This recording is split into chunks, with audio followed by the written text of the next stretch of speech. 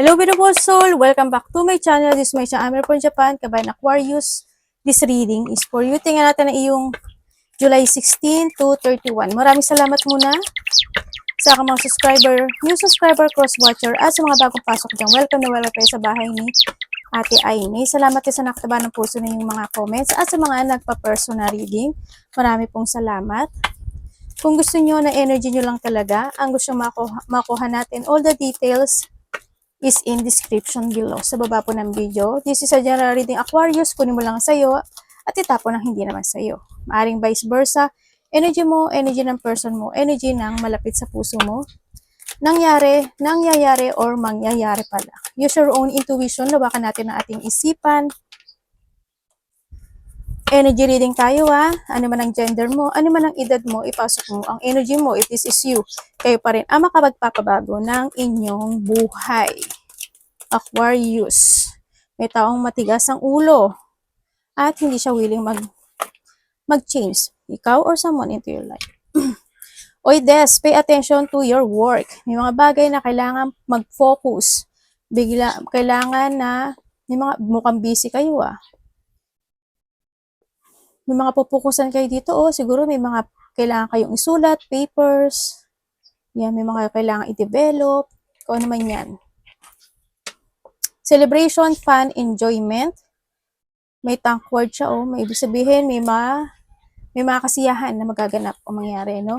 Pay attention to your finances. Sa iba naman sa inyo, maaring pay attention to your work o related din sa finances or sa pera nyo or stability. Uy, may ahas. Temptation will test you. May tukso or para kayo si Eva at si Adan, May tao na mga ahas o kakagatin ka. O ito, tukso din to Mag-ingat ka sa red flag red to Yan. Kung ano man yan. Mag-trust ka sa may mga tao na mabubulaklak ang kanilang salita o may tao magiging mabulaklak ang pananalita. Meron din ako nakikita dito na hindi mo mapapansin na minamatyagan ka. No, may taong kasi nakatabon siya sa halaman, di ba? Ay ano ba yan? Buno. Kaya hindi mo papansin. Or yung tao na nakakausap mo, ang galing magsalita. Temporary situation. Kung saan aspeto ng buhay mo yan. Mga temporary sitwasyon. Skull, hidden secret can harm you. Minsan talaga, yung mga katotohanan, masakit yun Siguro may mga pagdadaanan ka, o may mga malalaman kang katotohanan, o may mga sitwasyon na nagkakaroon ng pag-hide, or tinatago mo with sa sarili mo, ganyan. Kumbaga, may mga bagay na ayaw mong harapin, kasi andito kasi si work. Yan, may mga bagay na kahit alam mo na yung totoo, hindi mo pa rin matanggap, mga ganun. O kaya, natatanggap mo, pero maaaring naaalala mo siya sa iba sa inyo. Iba naman sa inyo, related kay ahas. Diba? Kailangan yung mag-trust ka sa intuition mo dito. May ka new path. May naghihintay na bagong daanan sa'yo. Going toward to stability. Iba dito may delusion Energy ni Aquarius.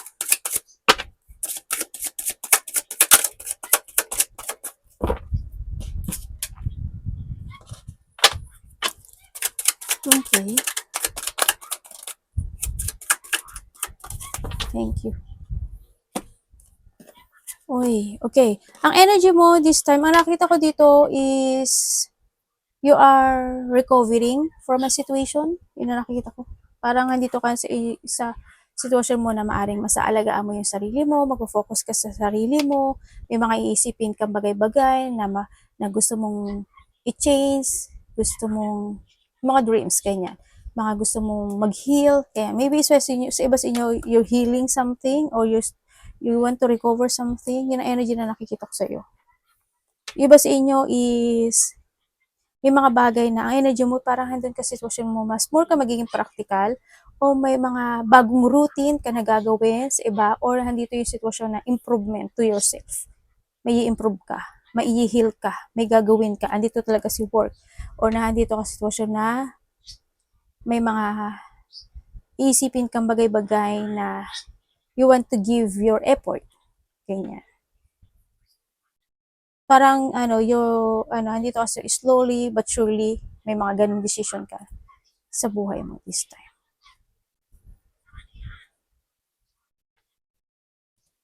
Parating.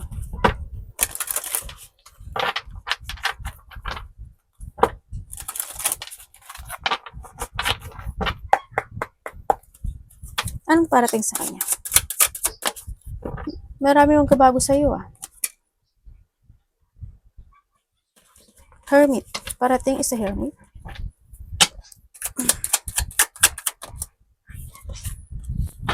Ay, devil. Parating sa'yo. Parating sa'yo. Nalilito kayo, no? Nandito ka sa sitwasyon mo na medyo may mga pag-iisipan ka. Maari may mga malilito ka. Paano ba mag-umpisang muli? Paano ba makamove on? Paano gawin to? Paano gawin nyo? Paano gawin yan? Parating sa iyo, makakaramdam ka ng pagkabagot, pagkainip, ganyan. May mga bagay na mauhold ka na nakaraan. May mga bagay na iisipin ka. Mga urong-sulong situation. Ganyan. May mga sisiya sa atin ka. Ganyan. Maghahanap ka ng mga katotohanan, ganito ba, bakit ganun, bakit ganyan, ano ba dapat, ganun. Parang dun, you want to withdraw something, or there's a retire, or retreat something, may pagbabalik, or something retiro, in any situation, ako nakikita, parating sa'yo rin, meron tao dito, hindi ko alam kung ikaw ito, or someone, meron kang pinagdududahan, or nagkakaroon ka ng doubtful sa kanya, or siya nagkakaroon siya ng doubtful sa iyo. Or maybe when it comes sa mga thinking mo, no? May doubtful ka. Ganyan. Sa mga gusto mong umpisa. May tao rin dito na immature. There's a fear situation, iba sa inyo, you're stuck. No? Kumbaga may mga bagay na nag-aalangan kayo. May mga bagay na nakapagpapapigil sa iyo. Kumbaga, you're holding back to change to your best version this time. Andito rin kasi siya, Ibig sabihin, dito, may tao na may lihim na kasamaan sa'yo. Sana hindi ikaw to, ha? Kumbaga, may tao na may dark thought sa'yo, ganyan. May tao na masama yung pag-iisip. May taong may sneaky person, may betrayal, may manipulated person, may sneaky person, liar, dishonest. Lahat ng masama dito. May taong may sikreto, no? May hinihintay ka? Na communication with someone? Devil na naman, Alam mo na yung devil mo? Ano ba yun? Anong nangyari sa'yo? May mga bagay o sitwasyon na naka-chain ka pa, dito. Ingat ka, ha? May taong may taong pasaway, may taong gumagamit. May tao ditong gumagamit, hindi pa rin nagbabago. Ng masamang ano ba ito tawag ito? Nang hindi maganda. Injection or something, ano man yan, na ginagamit niya. So, there's an addiction. Ako nakikita dito. Ikaw or someone into your life. Siguro hindi mo na magagawin yan. No? Parating sa yun, may tao magiging pasaway, hindi makikinig kasi nandito rin to. May mga doubtful situation. May bagay na mag-aalangan ka.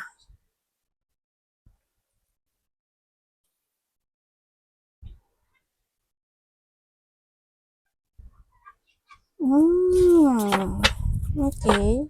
Tinitingnan ko pa kung ano pa yung message na makukuha ko Huwag mo pabayaan din yung sarili mo dito. Huwag ka mag-overthinking. Aquarius, kung iba sa inyo is nagkakaroon ka ng overthinking, medyo iwasan mo na lang. Ano dapat iwasan? Huwag niyo papabayaan yung sarili niyo, ha.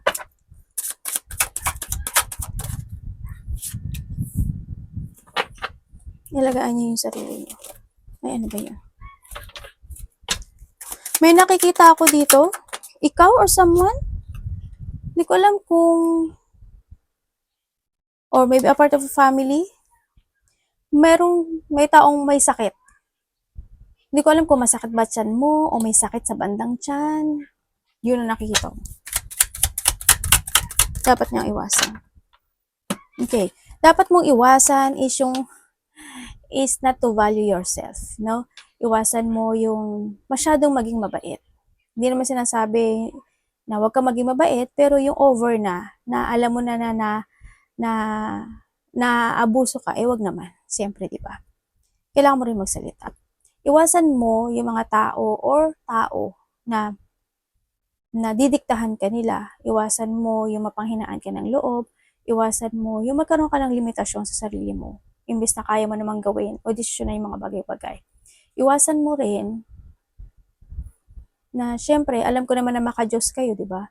Iwasan mo yung mga tao na hindi sila paniwala when it comes to a karma, wala silang faith sa taas, mga ganyan. Iwasan mo nila. Syempre, iwasan mo din na hindi ka makinig sa mga opinion o sa mga advice ng ibang tao, no? Iwasan mo yung ma-stress o yung magka-chronic fatigue. Iwasan mo na ma-lack of confident ka, mapanghinaan ka, ma-lack of pagtsatsaga or ma-lack of pagpupursige sa mga bagay o sitwasyon mo in life. No, yung ma-lack of courage ka, iwasan mo yun. No? Iwasan mo na not putting a guard to yourself. Siyempre, you need to put a guard in yourself. Lalo na when it comes sa mga tao na hindi na magiging maganda yung energy nila sa'yo. No, mga tao na pag-iisipan ka na hindi maganda. Put a guard in life. Siyempre, sinasabi rin dito na huwag ka magpa-manipulate, no, sa mga tao o in a situation. Yun. At syempre, huwag kang mapanghinaan na matakot sa mga bagay-bagay. Love. Nakaawa na yun. Tingnan natin ang love, kapatid, kaibigan, pamilya, karelasyon, kung sino man yan. Aquarius in love.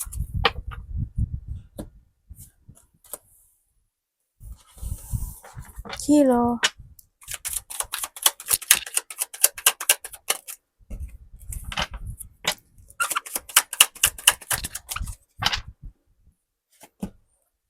Panalo. The justice and the justice. Dalawa. Ano ba yan? Ano po yun, anak? Hindi, anak ko. Makakala nyo. O, di ba? Ayun o, nagtatago. Ang cute mo talaga, anak. Ang cute mo talaga. Yun ang mouse, oh. Chut, chut, chut, chut. Mouse, mouse, mouse, mouse. Gumin, ang gumin, anak. Okay. When it comes sa love, yung iba sa inyo siguro may mga pinagdadaanan kayo, no? Siguro, there's a justice, may mga gusto ka ng clarity, o kaya may mga pag-uusapan kayo when it comes to territorial. Okay, when it comes sa love. When it comes sa love, wala na no? Andito na siya. Maaring ikaw or siya nagkaroon na ng new directions in life. Kumbaga, nagkaroon ng mga conflict, hindi nagkasundo, ganyan. Naging magulo itong relasyon na to, no? Hanggang sa dumating na lang yung point na nagkahiwalay na. Kumbaga, hindi na napagtiisan ng bawat isa sa inyo or siya or gano'n.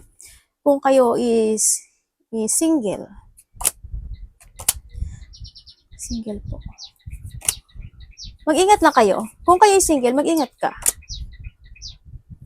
Kasi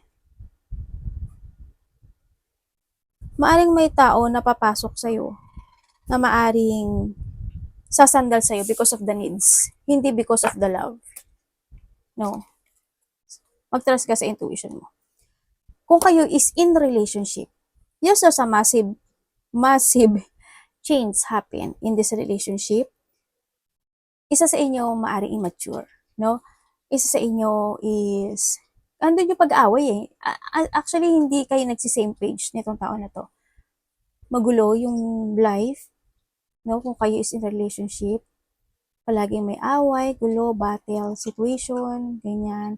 Isa hindi nakikinig, or isa kailangan. Kumbaga may pagka-immature kasi isa. Yung isa kasi is,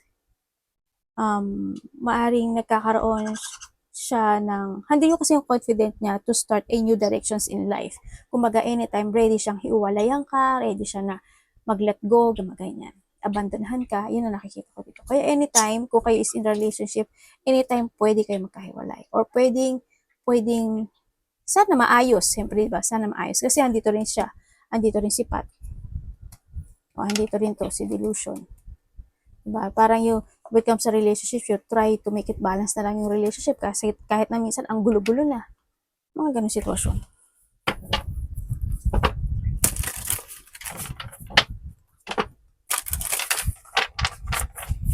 Aquarius.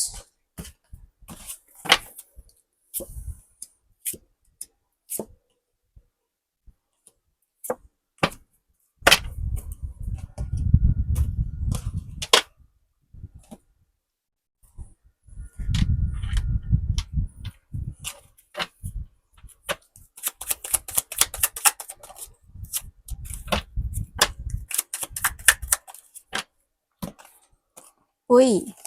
Okay, dito sa nakikita ko dito, mukhang merong isang goal, no? May goal ka na makakamit. Yun na nakikita ko. May goal na matatapos, makakamit, magsasucess sa nakita ko dito.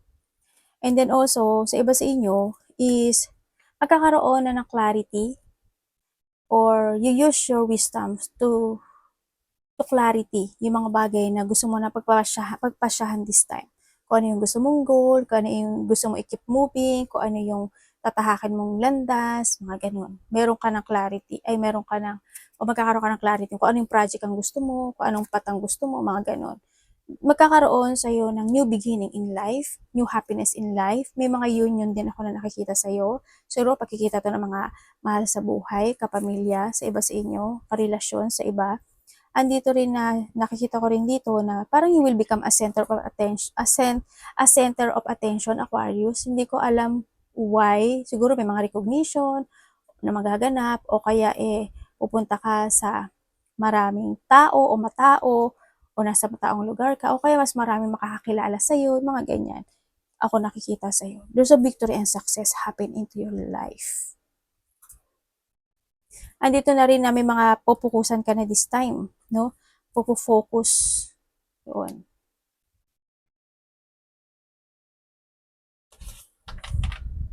Iba sa inyo, artista ba kayo? Sabi ganun. Iba dito, ano kayo, maybe you are in a politic, YouTube, TikTok, Reels, Facebook, artista, celebrities, networking, yun ang nakita ko sa iba. Kumbaga, nasa place kayo na matao, maraming nakakasalamuha, ganyan. May mga nakasalamuha kayo na matataas na tao, mga kilalang tao sa iba, o baka kayo yun, diba? O may pupuntahan ka lang na mataong lugar.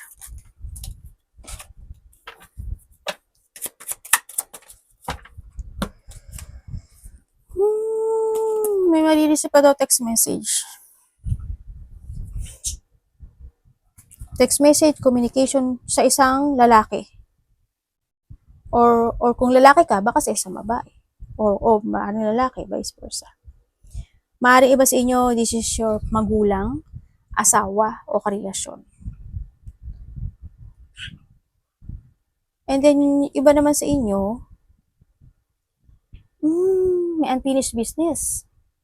May unfinished business ako nakikita dito. May mga bagay na magkakaroon ng delay sa'yo. Siguro may mga didesisyonan ka na magkakaroon ng may delay May delay situation, magkakaroon ng mental trap sa iyo, o nagkakaroon ka ng mental trap. May mga bagay na hindi mo alam kung sa katutungo. Ganun. And then also, na iba din sa inyo is hindi naman lahat makakaramdam kayo ng kawalan ng pag-asa. Pero pilit, yan din yung strong personality nyo, pero Pero hindi ko nakikita ano eh. May panghihina pa rin kahit papaano sa nakikita ko dito. Hindi ko alam why, kung may sakit ba kayo or something na napanghihinaan kayo ng loob or meron lang talaga na nawawalan kayo ng pag-asa. No?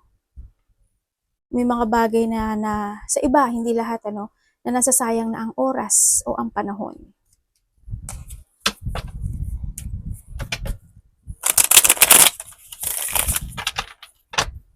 Merong dito, may mga bagay na hindi ma-accept. Alam mo yung mga sitwasyon na parang minsan pagod ka na, pero hindi pa matapos-tapos yun, nagtutuloy-tuloy, ganyan. Ay anak, nandito yung sitwasyon na parang you want to leave something into your life pero hindi pa pwede, nadidelay pa yun, may mga dapat pang gawin, mga ganun. May mga document and papers ako nakikita sa iyo, of course, hindi ko alam in what way o anong dapat asikasuhin mo na yun.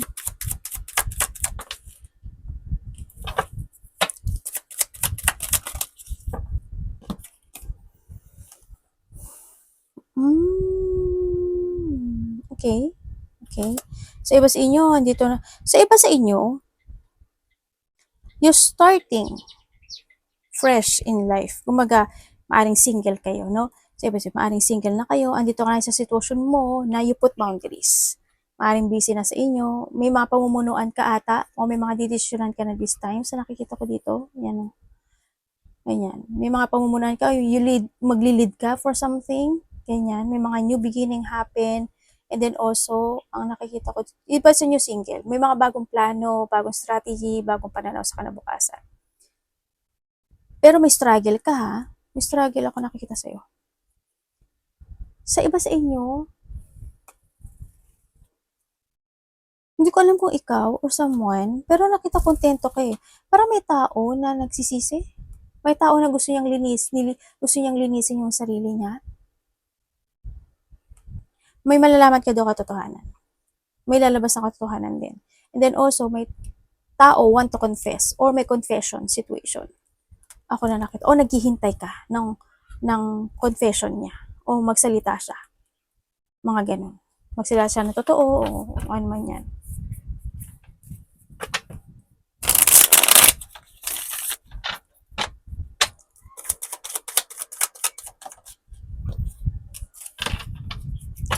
Nako. Ba't ganito yung card mo? Dami kang blockage. You need to be aware. Mag-trust ka sa intuition mo, listen to your inner voice. Why? May tao ditong masungit. May tao ditong nag-iisip ng masama sa'yo. May taong i-judge ka. May tao na gagawan ka ng hindi magandang salita. Ano yun? Story. Yan, may mga evil gossip, kumbaga.